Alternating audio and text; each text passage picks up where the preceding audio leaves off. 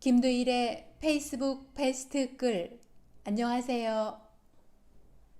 오늘 글은 추미애 법무부 장관에 대한 글입니다. 현재 적폐 기득권 세력에게 가장 큰 공격의 대상이 되고 있고 그 이유는 가장 위협적인 존재이기 때문입니다. 이 글은 지난 13일 페북에 올라가서 주말 동안 좋아요 1912개, 댓글 95개, 공유 242회를 기록했고 몇몇 매체에 인용이 되었으며 각종 인터넷 커뮤니티나 개인 블로그에도 펌되고 있는 글입니다. 자, 그러면 시작해 보겠습니다.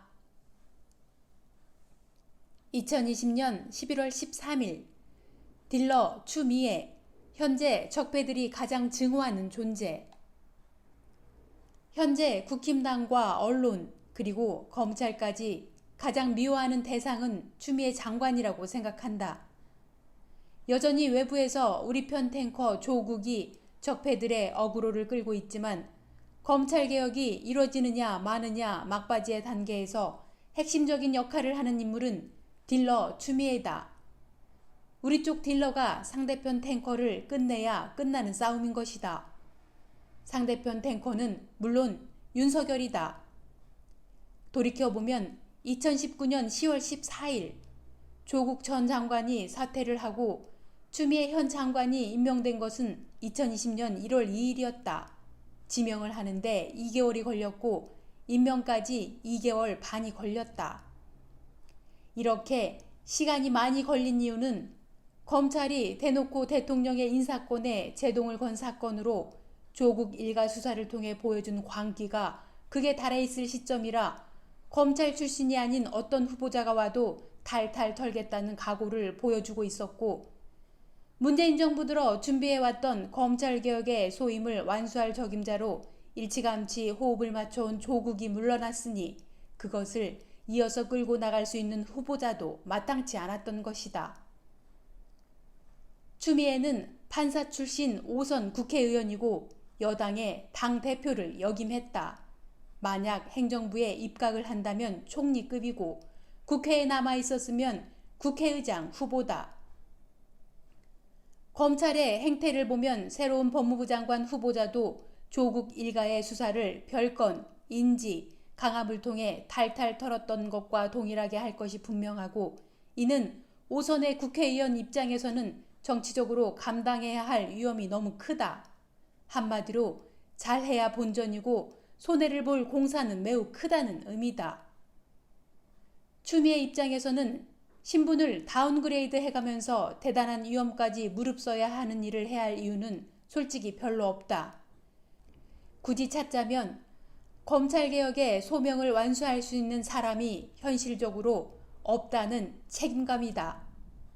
그녀가 법무부 장관을 잘 수행해서 정치적으로 더 우뚝 서고 그래서 대선 후보가 되겠다는 것은 정치 판타지 소설에 불과할 뿐 현실적으로는 아무리 계산기를 두들겨 보아도 나오지 않는 셈법이다.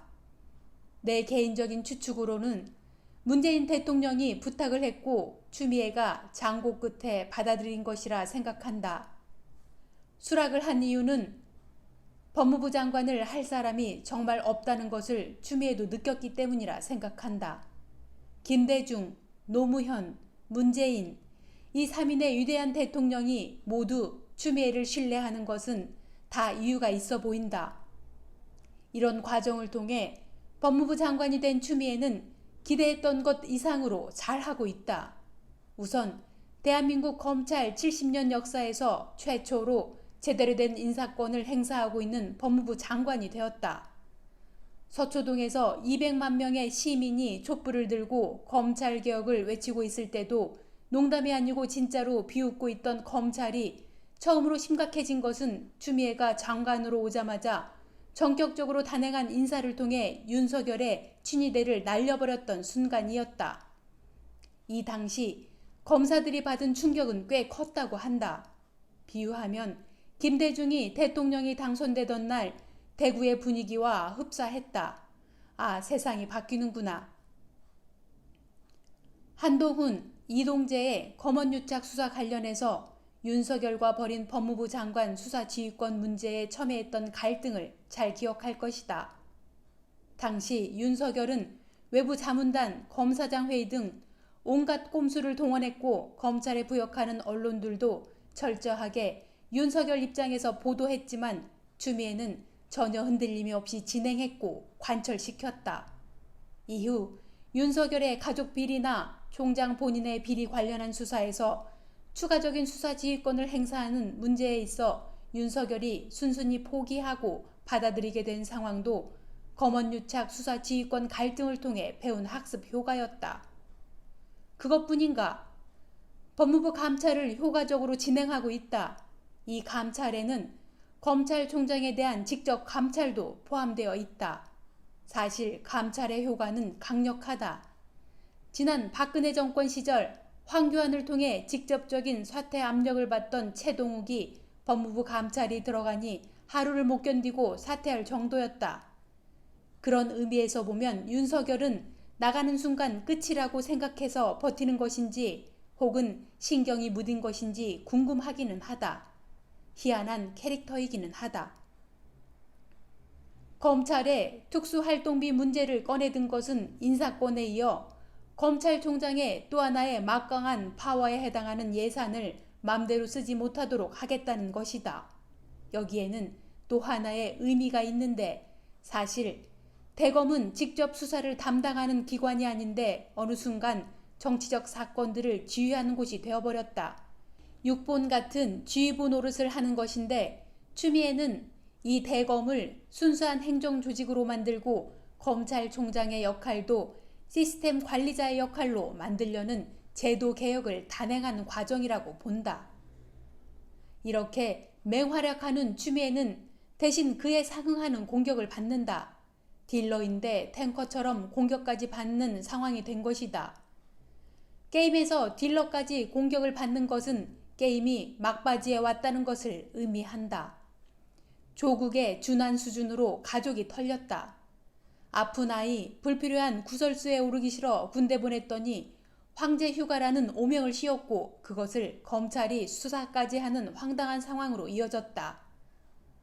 검찰이야 늘 하던 짓을 또 한 것이지만 그렇다고 당하는 사람 입장에서 고통이 사라지는 것은 아니다. 국정감사를 보니 국힘당 의원들이 온갖 모욕적인 언사를 해가면서 장관을 괴롭히던데 그들이 얼마나 추미애를 미워하는지 알 수 있었다. 자, 뜬금없이 왜 추미애 관련 글을 썼는지 궁금할 사람들이 있으니 이제부터 결론으로 가겠다. 지금 정부 여당 그리고 민주개혁 진영에서 가장 지켜야 할 사람은 추미애다. 축구로 말하면 공을 몰고 상대방 골문 앞에서 슈팅 기회를 보는 손흥민이고 야구로 말하면 2, 3할루에 타석에 선 이대호다. 아주 중요한 순간이고 지켜줘야 하고 응원해야 한다. 그리고 현실적으로 지금 추미애 장관을 도울 사람은 별로 없다. 문재인 대통령이 직접 나서서 도울 수도 없고 검찰은 조직의 특성상 장관에게 대놓고 반기를 드는 검찰들과 눈치를 보는 대부분의 검사들로 분류가 되어 있다고 보기 때문에 추미애는 지금 백척간두의 상황에서 외로운 싸움을 하고 있는 것이다.